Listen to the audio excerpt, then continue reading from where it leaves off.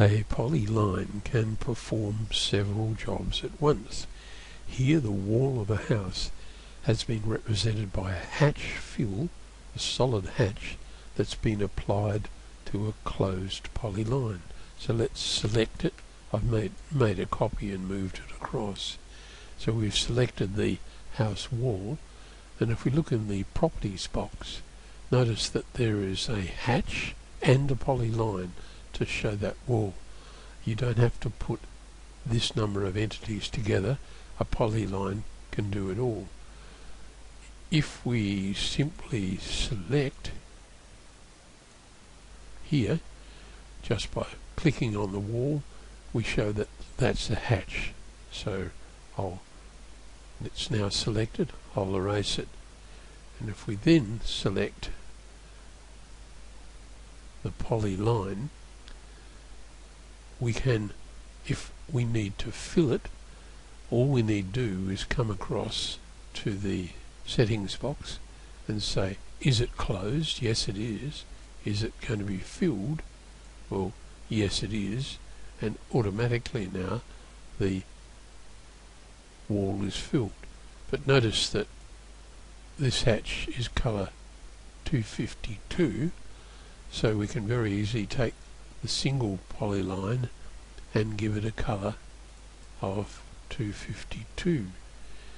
If we want to have the edge of the wall stand out, we can in fact say that closed polyline has a border, and its border colour we can set whatever colour we want, but we might in fact want a colour 250, a genuine black.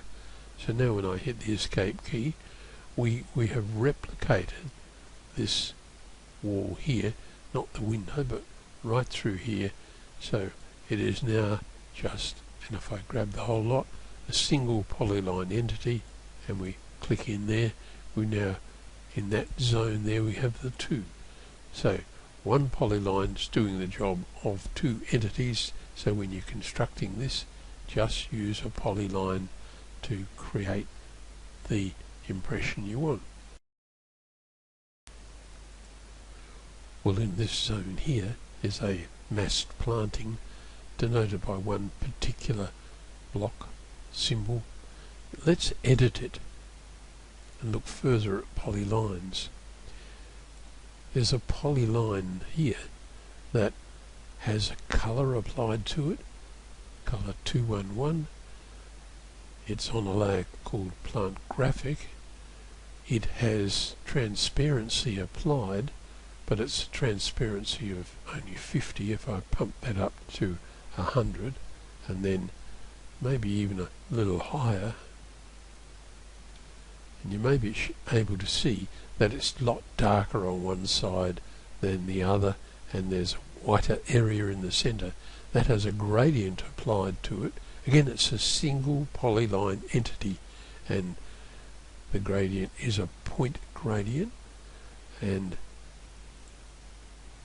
in that point gradient we've controlled the length of the gradient, which is 95 in this instance, an offset for the X offset and Y offset. That's that light area in the middle there. So I hope you can see it's a single entity, and you are controlling an awful lot with that polyline. But you can do more. You might notice how crowded things are. Each vertex on the polyline giving you that pink shape, each vertex has a number, and of course it starts from 1 or 0, 1, and then increments as we go around. But you can reverse a polyline. The numbers here might, for the sake of argument, getting a little awkward and close, you can't read them properly. So if you let your mouse hover over a vertex, you can reverse the polyline. Now let's zoom in a bit. We're working here's vertex 11. We can insert a vertex, but you have to put it right on the vertex. We can insert another one and it pops an extra one in, or we can simply move it that particular particular vertex there.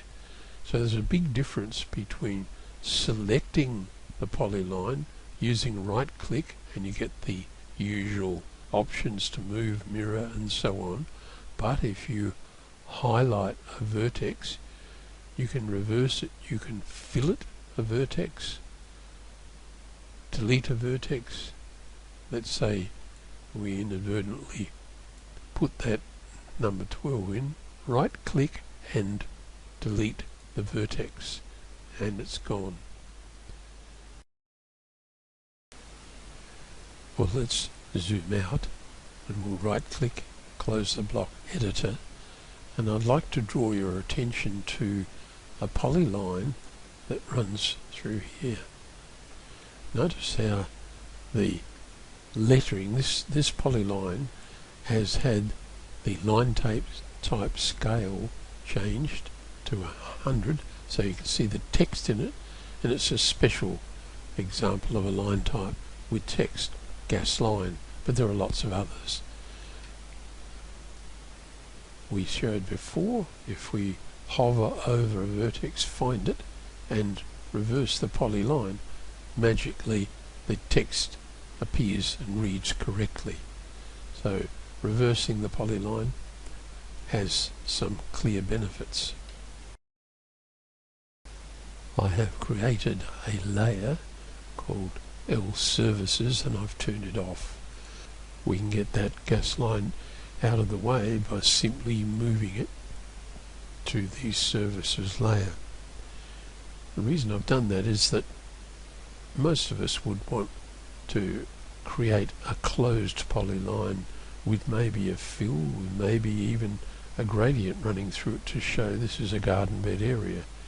But if we can start joining individual lines, I'm told this design comes from the AutoCAD environment, so we can start selecting individual lines and getting each of those and right clicking so you can join individual lines into a polyline segment. But we've got an errant line running through here. I'll just move that circle, which was to remind me to talk about this. This little section through here is in error, and it's a line, and we've just made a polyline of the adjoining one. And of course we want to join individual short line segments. The way to handle that is to modify and trim, and a polyline can work as a trim. So let's pick the cutting edge, right click, and then pick the errant overlapping edge. So now here's our polyline. We can work our way, and we're continuing to work towards delineating the garden bed area with one. Editing was going smoothly until I reached this little last segment where there are lots of vertices in it. We could select a vertex, as I've done in a couple of instances, and remove them, but I've then realised that that's really quite awkward. I've set my drawing colour to red and line thickness. I'll highlight these first.